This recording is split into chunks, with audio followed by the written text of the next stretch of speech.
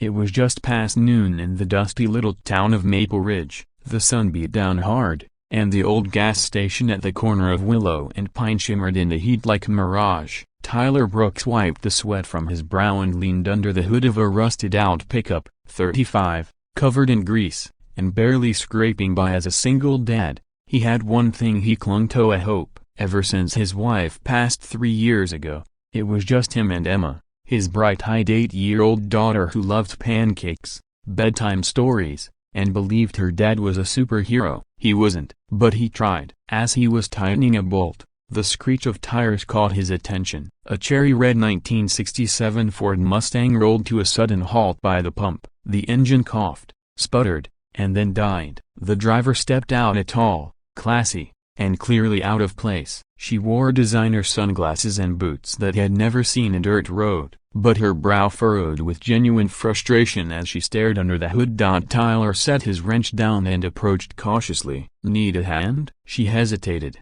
then nodded. "It just a broken bar died. I was headed north to a meeting and he raised a hand, smiling. You're lucky you stalled near the last working mechanic in this zip code." As he poked around the Mustang's engine, she sat on a bench nearby, watching curiously. "You always this helpful to strangers?"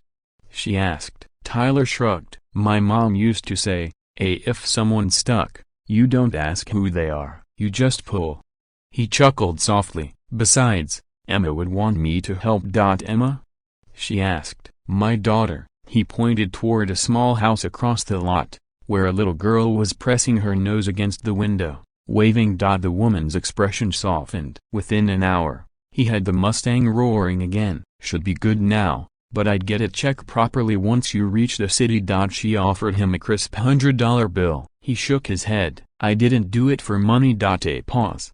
Then she scribbled something on the back of a business card. "If you ever change your mind a broken bar, or if you and Emma need something anything call me." He nodded politely, pocketing the card without looking. Weeks passed, bills stacked higher. Emma's birthday was coming, and Tyler could barely afford a cake. One night, desperate and half-curious, he pulled out the card. "Claire Winslow, CEO, Winslow Motors." He blinked, then Googled. She wasn't just some lady with a classic car. She was the billionaire owner of the biggest electric car company in North America. His breath caught. Tyler didn't plan to reach out. He didn't want a handout, but fate had other plans. A month later, while picking Emma up from school, a sleek black SUV pulled up. Claire stepped out, smiling. "I was passing through, thought I'd stop by." This time, she didn't wear designer sunglasses, just jeans, sneakers, and a warmth that felt real. They talked. She learned more about Tyler's life via his late wife,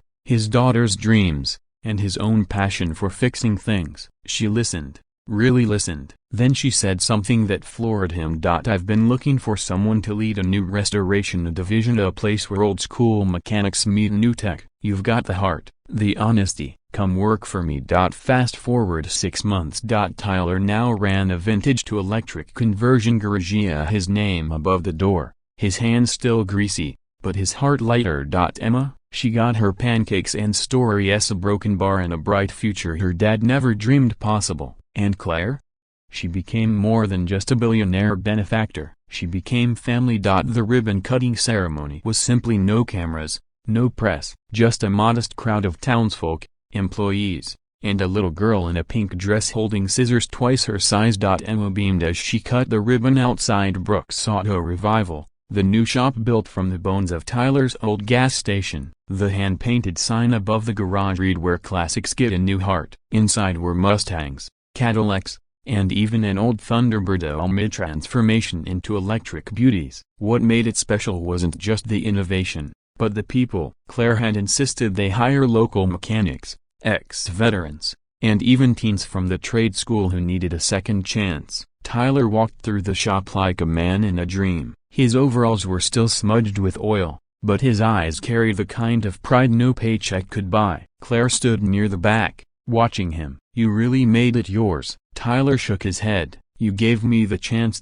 She smiled. "No, you gave me hope that good people still exist." Later that evening, as the celebration died down, Tyler sat on the porch of his now renovated home with Emma curled up beside him. "Daddy?"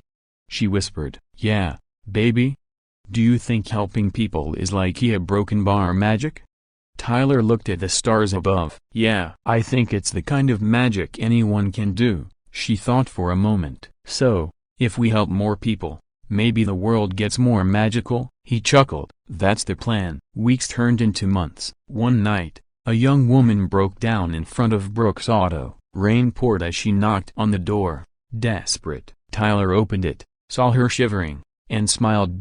Come in, he said. Copyright Yahoo flickering in his mind. Emma brought her hot cocoa. The team fixed her car by dawn. She left with a dry coat and tearful gratitude. Claire, who had been visiting that weekend, watched from the shadows. Full circle, she whispered. The real empire wasn't made of billions. It was built on second chances, honest hands, and moments when one act of kindness could tip the scales of someone's whole life. Tyler never wanted to be a hero, but by simply being decent, by showing up, helping out, and believing in the good, he became the cornerstone of something greater. He didn't just fix engines anymore, he helped restart lives.